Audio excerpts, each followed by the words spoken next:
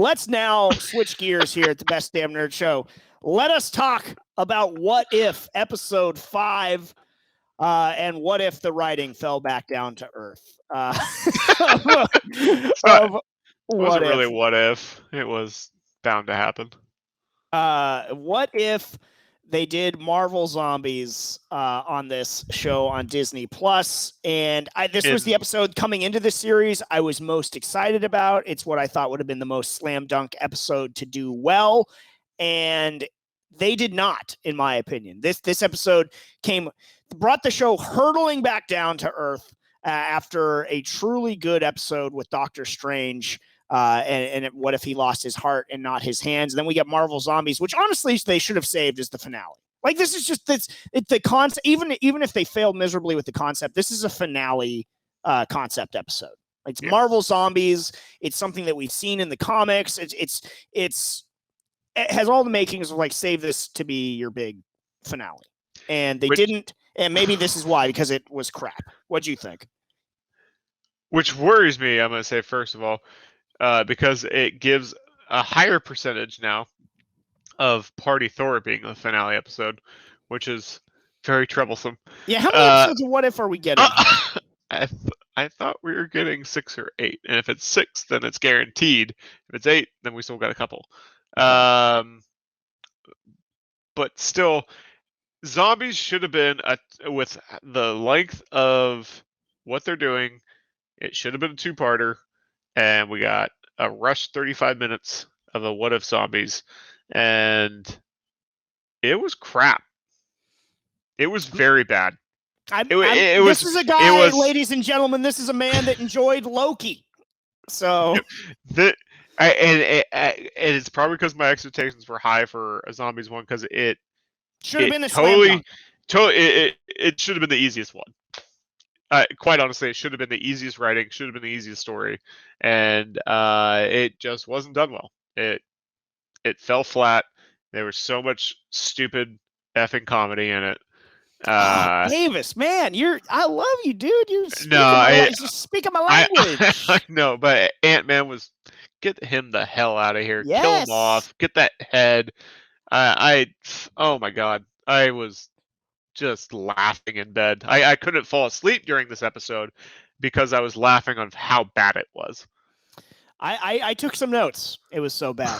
You had to start writing notes. That's a what if first, ladies and gentlemen, that I took notes because I was appalled by what I was watching. And so, yeah, I'm glad that you're on the same page with me. I saw on the Discord too. I forget who posted like, so that episode, and then they did not expand on that. And I was like, oh dear, this is probably. I think it was Tycho. I want to give him a shout out. He's been pretty baller on the Discord lately. He has been, and I think he said that he really wanted to like it, and just ...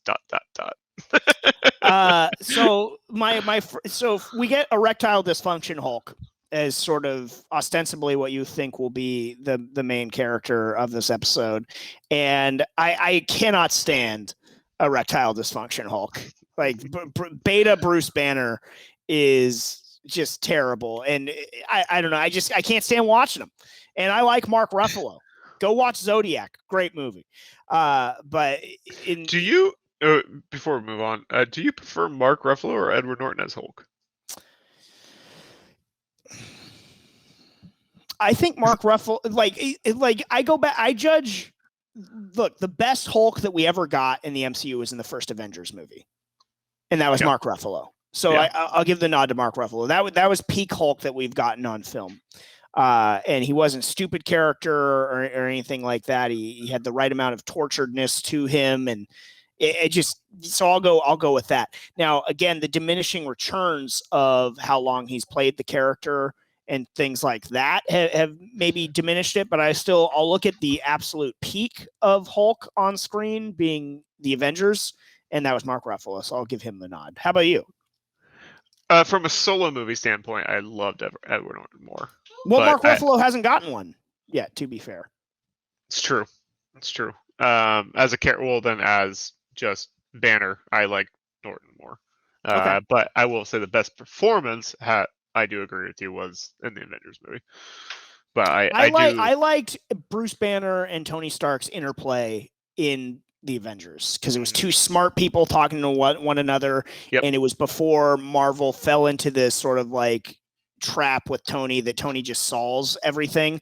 Like Bruce Banner is smarter than Tony Stark. He just is. And so I liked that interplay in the Avengers. Like, finally, somebody that speaks English. So, you know, these are the things that I look at when I see how far the MCU has sort of fallen off the cliff, is the interplay there. I will say also, let's go on the positive side of this show. This is the best Spider-Man has ever looked in the MCU. Right? Like no Iron Spider to be had. He was in his actual suit with the exception of the web shooters still being on the outside, but we got Spider-Man. So, you know, do that in the movie maybe. That's true. I will agree with that. I think Wasp was decent. Okay. How about how she just completely bailed on Scott Lang when Mommy comes after her? Well, I mean, every woman for herself. You got to give it to her a little bit here, you know. And my goodness, just like left Scotty to die. Yeah, I mean, you want positive about this episode. I think Lily was actually pretty good in this. I never cared about the Wasp, and I think she was pretty good in this episode. So I will give her that. And Spider-Man, I do agree with. I kind of like how Hank Pym has now twice in this series caused like serious shit to go down. They have something against Hank Pym, like, dude, like really bad.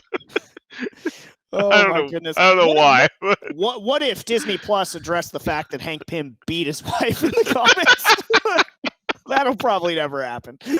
But I think that's we're making up for it by just having him be the source of all these things. I just laughed. I was like, oh shit, we're doing Hank Pym again. Yeah, he's the root of all evil. That's strange. All right. Happy Hogan's involvement in this was not good. No. I don't know what they were doing. What was up with the I'm not single, I'm saving myself for Thor? Like, aren't you smashing hot Aunt May? I guess maybe not in this universe. Infinite possibilities. Infinite, and hopefully he's not, because that's my Aunt May, not his. Nobody's Aunt May. Who is the Russian dude? Oh my god, I was just getting there. The Euro trash character from Ant-Man that they insisted on. He was one of the three idiots that was in like the van with Michael Pena's character. Why? Like, I am stunned. And I guess if you want to put in the positives, that they didn't bring Michael Pena's character back into this. Because I could totally envision a stupid ass scene of him explaining how the zombie apocalypse started, you know, like he did in both Ant-Man movies. I am stunned that did not happen. But yeah, that was the annoying Euro trash guy was from the Ant-Man movies. So they brought him back for some reason because he's somebody that we wanted to see a lot of. Like, whoever even thought of that character would come back, would want to come back. It's mind-boggling that they think that we would even expect that character and to even last in this sort of situation. And Happy Hogan too. Like, sorry, kill them. They should be dead. They should be zombies. There should be no human characters without powers. Well, it's just like there just shouldn't. We get to do this one time. I kind of want to see some other folks, get more time on the screen than that freaking character from Ant-Man. It just didn't make a lot of sense. Let's see. I would like to coin a couple of new terms here that have been coming up in the MCU and specifically the Disney Plus MCU. First one, Wakanda-splaining, which is when a character from Wakanda shows up and just sort of takes charge and explains to everyone else and just starts bossing characters around in spite of the fact that your character was created, in 1998 and it doesn't matter. But that's Wakanda-splaining is the first one. And Okoye was doing a lot of that in this episode. She just shows up and starts bossing them all around, even though it's like, you're not an Avenger. You're not a major character that like I'm interested in. We got Spider-Man here, and I thought this was Beta Bruce Banner's episode. I don't know, what are we doing here? And then I thought it was the Wasps episode. But it's like the pecking order is all wrong here for why you're doing that. And yeah, you split them up and you got people killed.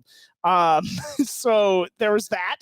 And then the other one it's and sorry, Okoye, because I like the actress and I liked her in Black Panther and everything like that, and she's great as Michonne, but in the sort of how they've done this now in multiple episodes of What If and episodes of Falcon and Winter Soldier, Deus Ex Wakanda is the other term, and this one I'm even more partial to because I think they lean on it quite a lot, which is something doesn't work, so we can just say that Wakanda can do it.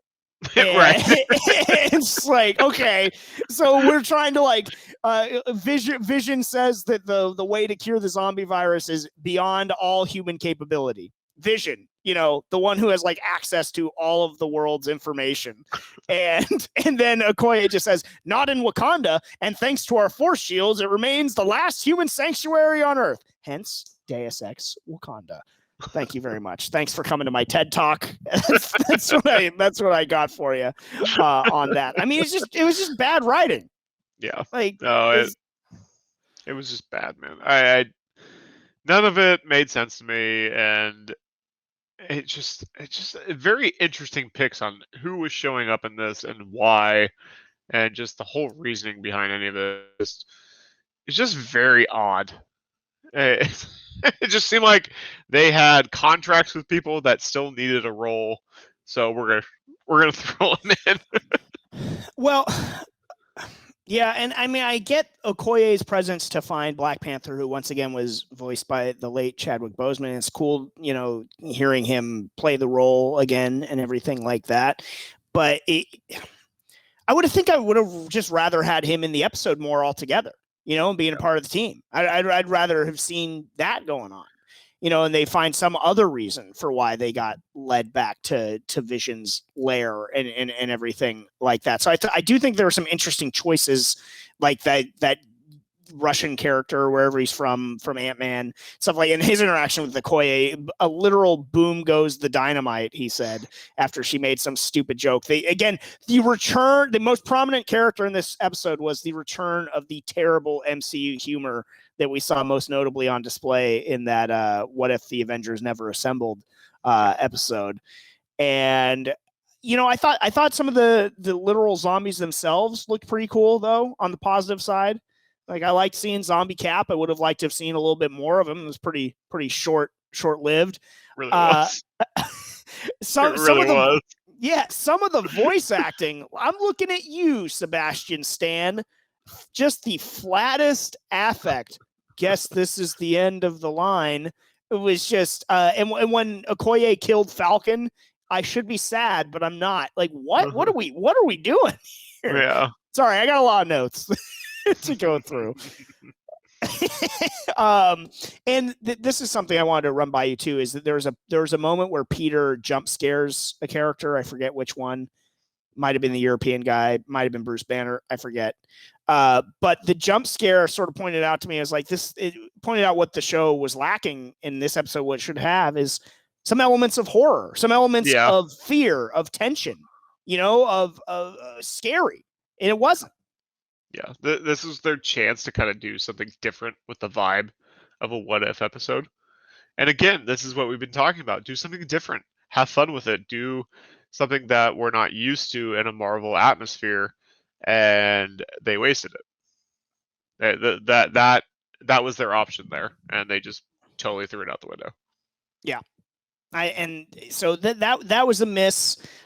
We got Zombie Cap, right? He kills Sharon Carter, who is in there for a cup of coffee as well. It's nice to see her back on the hero team as opposed to being the fucking power broker and everything like that. Infinite possibilities and everything. But so doesn't matter.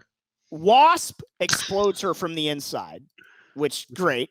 But then she is noticeably sort of not upset, but concerned. She's like, I'm covered in Sharon, this zombie blood. And Okoye again. I know I'm hammering my girl Okoye, and I do really like her, but she was terrible in this episode. So again, Hope, Wasp, concerned, covered in Sharon's zombie blood, and Okoye. The writers have the audacity to have Okoye drop this line. I think the kid has hand sanitizer, and then Wasp literally dies from the fact that she was covered in that zombie blood because she had a cut on her suit. What are we doing? Like, what are we doing here? Holy Lord. So that was bad, but you pointed out earlier that probably the best that excuse me, probably the worst part of this episode was my guy Paul Rudd, Scott Lang, was awful. What was it? Talk extrapolate. I've been dominating the conversation here, so I mean he even says that it's just like, oh, he has his dad jokes now, and it was just back to back one-liners of just terrible dialogue jokes, and just trying to get these stupid laughs, giggles in this atmosphere, and trying to lighten the mood in what should have been a more fearful horror type situation. And just, like you say, and I don't always agree with, but anytime that they want to bring some emotion or anything, they bring in the funny. And there wasn't any time to bring in any sort of emotion in this episode because fucking Scott Lang. He was constantly in this episode dropping dad jokes. I don't know what the F was going on. It was First of all, much. He's a Futurama disembodied head. He's a Futurama in a dome, floating around. I think he's attached to the bottom. And yeah, holy hell. What were you doing? Why did we think this was a good idea? Go back to the drawing board, people. Now, also, one note before we move on to what was maybe a little good, was Peter trying to smash Hope? Yeah.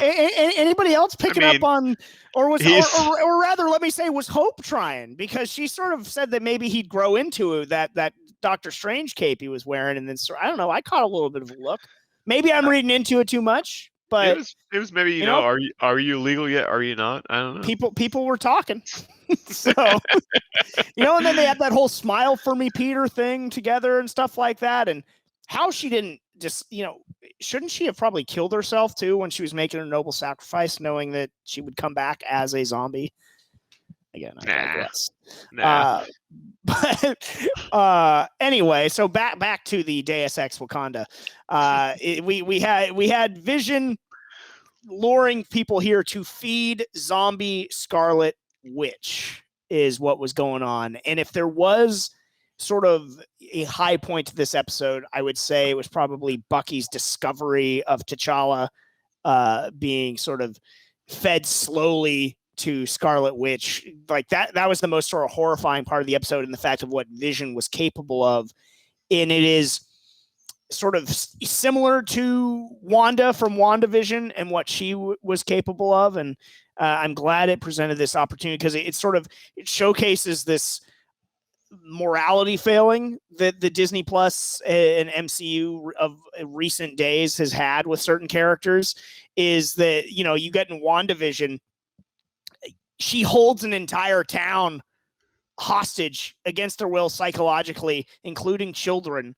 And, but she doesn't get held accountable for it, though, which was hilarious. We've got Rambo's kid being like, you'll never know what you sacrificed for them. It's like, dude, she's the villain. And maybe that's what and if Marvel's setting her up to be a villain and do stuff like that, more power to you. And, but I don't think so, because you have lines like they'll never know what you sacrificed for you going on in there. No. But so we get, at least Vision has the same lack of sort of morality and blind spot when it comes to Wanda, but at least they call out Vision for it. Okoye says, then you're going to face justice, and tries to take him on.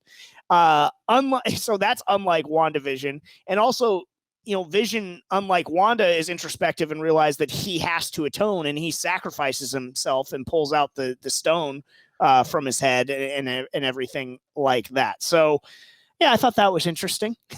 Yeah, no, that part was, I thought, pretty fascinating. It was, again, Vision just kind of being left struck as an android, which is a different concept, and him kind of coming to terms with different ideas. It's very interesting, but he's also incredibly powerful, and so is Scarlet Witch. And there are, it's interesting how they kind of played out that last scene, because and this is what comics do. I mean, they can do so much, and it's like they forget that they can do these things to kind of play into the story. And I mean, that could have been over so quick for what Wanda's capable of. Oh, sure. There's that aspect of it, and then there's also Wanda and Hulk slugging it out, which is hilarious because that. Okay. we don't. Yeah. So yeah, okay, that's a thing. Why? Yeah. Like, these are two. These are not characters that would do that, right? Yeah. I'm sorry, they're just not, because it's not compatible that way. No, it's too. Yeah, exactly. Wanda could stay back and fuck Hulk up and everything like that. They're not gonna have a friggin' slugfest. When you're an archer, you're a range person, Yeah, exactly. Wanda's got her magic. She doesn't need to be going fist to fist with the Hulk. There's no reason for that. So it doesn't make a whole lot of sense. But for it is what it is visually. Yeah, my goodness, it's just I really, really bad episode again, and this is why I take notes to just display the terrible writing that they throw at us and ask us to like it. And it's so much worse because of the potential. Mm-hmm. Again, it should have been a slam dunk. Maybe it was better than that with Avengers and Assemble, possibly, but because of what we know it could be, it's not even close. Like this is easily it's my Revenge of the Sith argument. Absolutely. For what Revenge of the Sith should have been, it's easily the worst of the prequel trilogy. It's just such a disappointment, and for a series, that could have been something.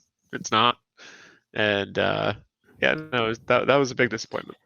We got Thanos zombie reveal at the end. Didn't really do anything for me with the Infinity Gauntlet. So, will we get a second part to this with that? That's when they showed maybe that'll be the 7th episode.